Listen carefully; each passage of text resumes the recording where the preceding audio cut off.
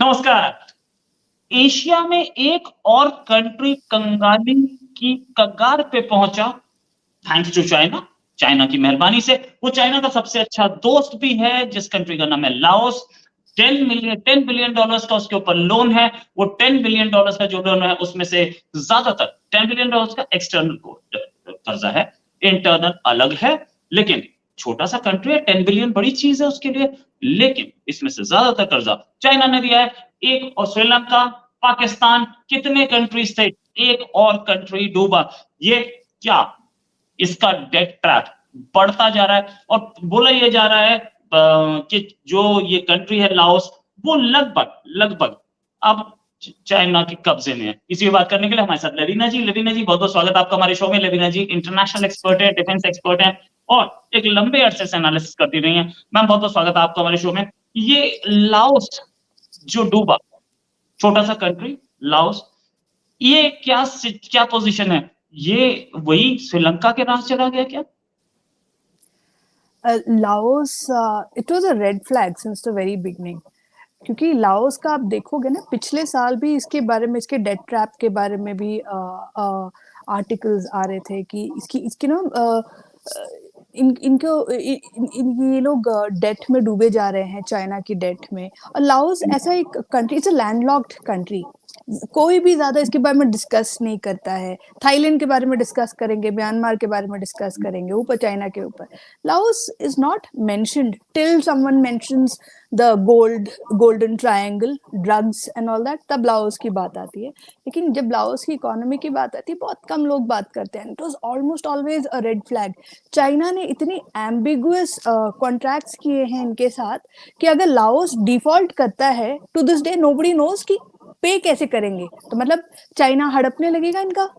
वहां पे इनकी काफी सारी प्रोजेक्ट्स चल रही है चाइना की, क्योंकि ये लैंडलॉक्ड कंट्री है। यहाँ पे most of the trade which is happening, it is Chinese goods which are being imported into Laos.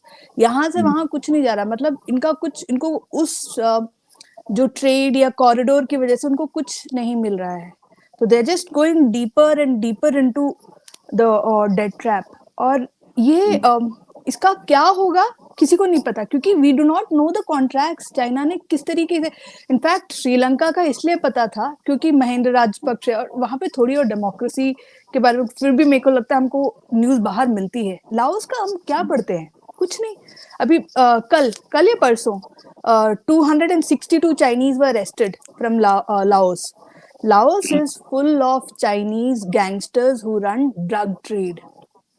वो लाओस में बैठ के, क्योंकि यूनान स्टेट, जो चाइना का यूनान स्टेट है, वो बाजू में है। थाईलैंड, ऊपर म्यांमार, गोल्डन ट्रायंगल। और इनका एक, in fact it is funny that Laos में एक golden triangle special economic zone है। वहां पे यही काम होता है, कसिनोज, ड्रग्स। इनफैक्ट लाओस में कहते हैं, जब म्यांमार में क्योस हुआ था, बियर से चीप मेथ था, ड्रग्स था। Right, right.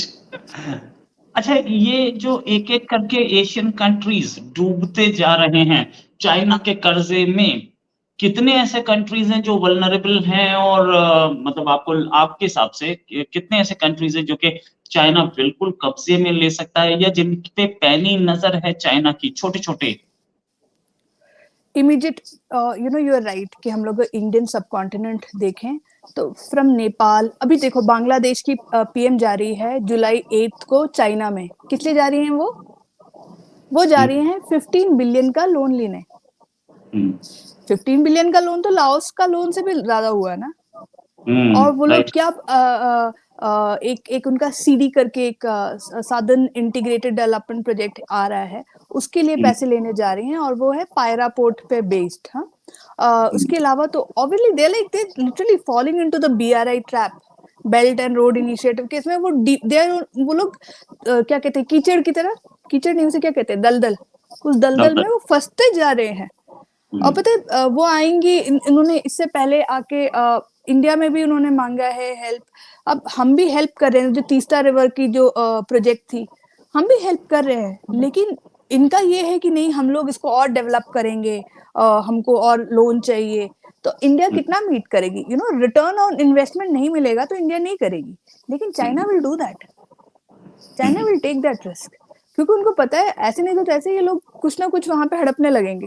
They will take port under control. India doesn't do that, we don't do that, we are not, हम लोग ऐसे कॉन्ट्रैक्ट साइन ही नहीं करते, क्योंकि इंटरनेशनल कन्वेंशन हम लोग फॉलो करते हैं, चाइना वो फॉलो ही नहीं करती है।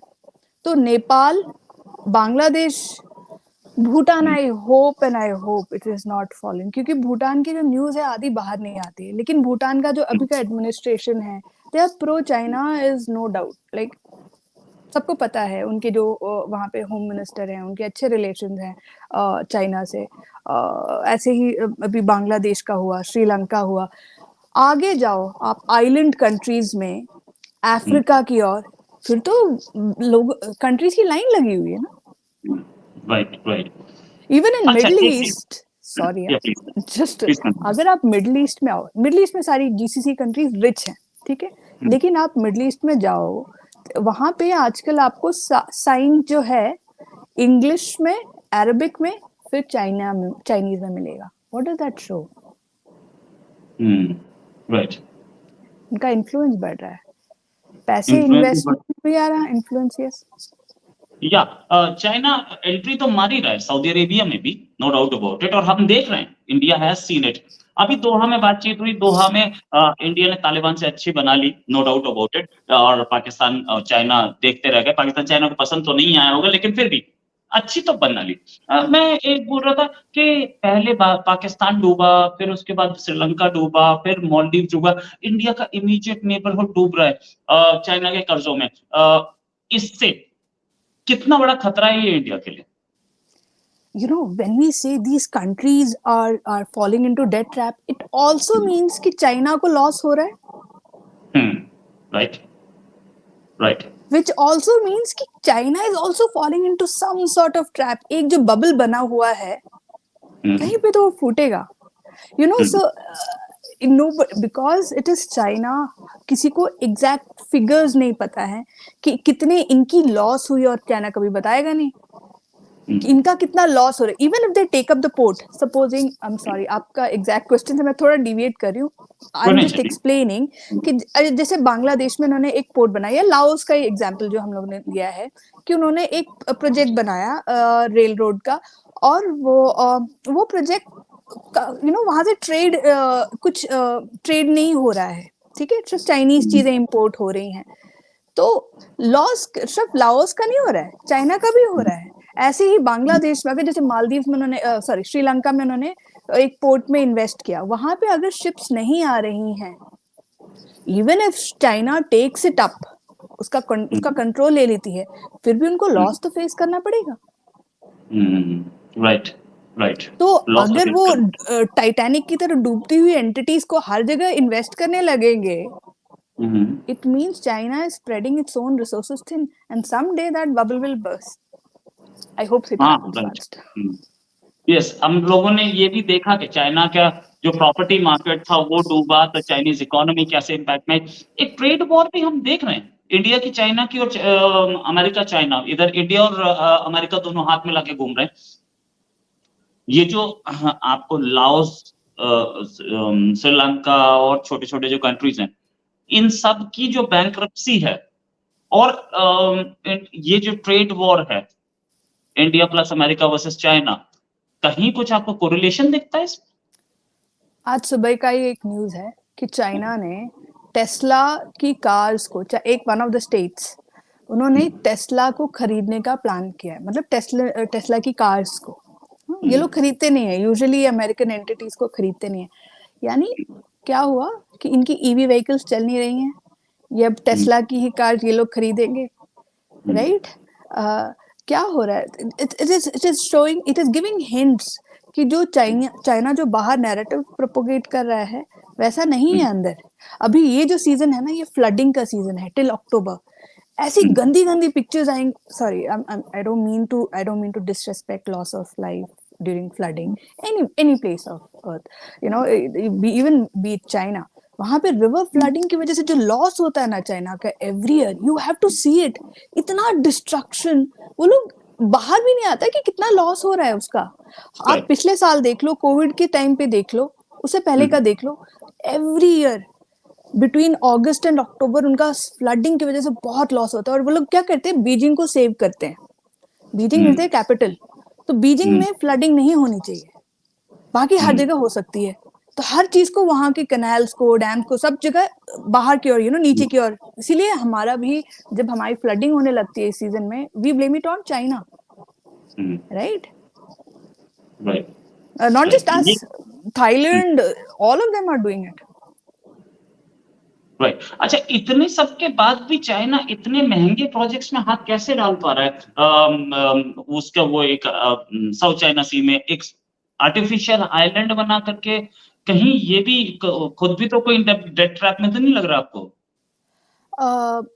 खुद ये लोग खुद अब एक डेट ट्रैप में है, लेकिन I have to blame America for the meteoric rise, right? उन लोगों ने चाइना को हेल्प किया है, तो वो जो पिछले 3-4 डिकेड में जो उनको चाइना को ग्रोथ मिली है, वो उसकी वजह से ये लोग अगर लॉस में भी हैं, तो भी इनकी गाड़ी चल रही है। They can manage to invest. And इनका क्या है, अब इनका ये आ गया है कि they know sooner or later America will pick up a fight with them. ये चाइना, मुझे नहीं लगता कभी कि चाइना का कोई इंटेंशन है ताइवान को वॉर करके लेने का। वो लोग पॉलिटिकली उसको नीचे लाएंगे, they will destroy Taiwan politically and then take over. लेकिन America, this is why China के आप स्टेटमेंट देखना कि America is provoking a war in SES, South China Sea. तो उनको पता है कि sooner or later America will do some sort of things inside South China Sea, कि जिसकी वजह से उनको हथियार उठाने पड़ेंगे।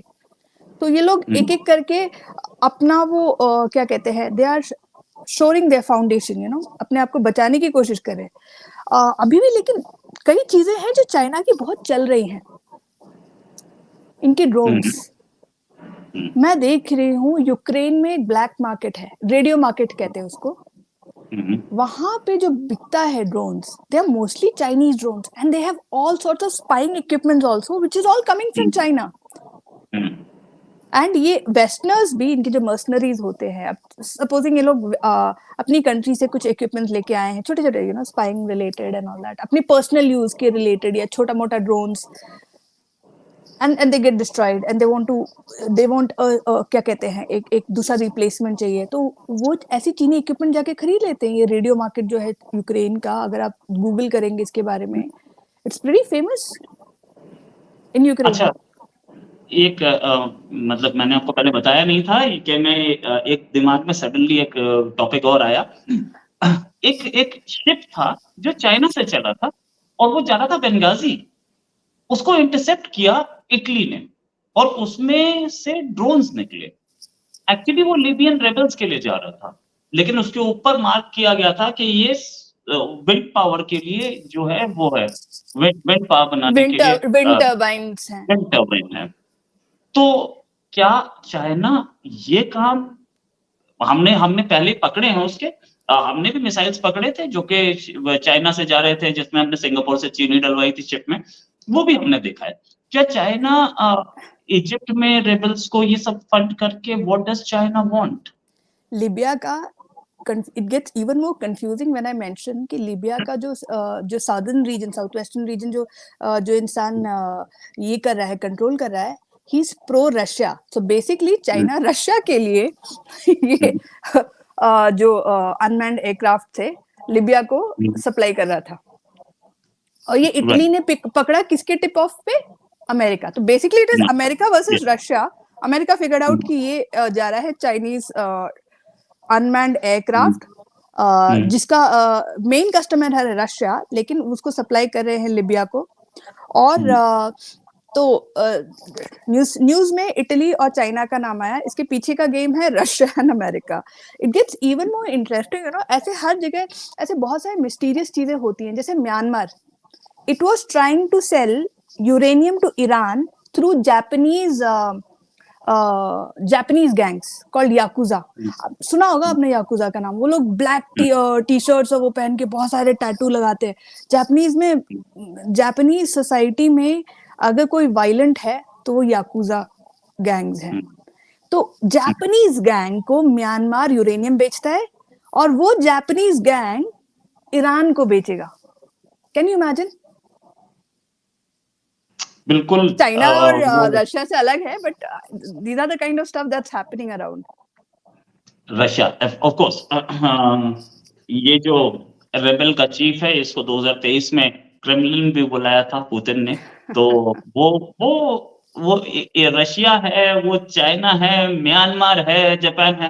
बिल्कुल कुछ इस तरीके की इंटरनेशनल पॉलिटिक्स हो गई है ना, जैसे एकता कपूर के सीरियल होते हैं, किसकी वाइफ, किसकी गर्लफ्रेंड, किसका हस्बैंड, किसकी बॉयफ्रेंड, गुड वन। ये वो कहानी है।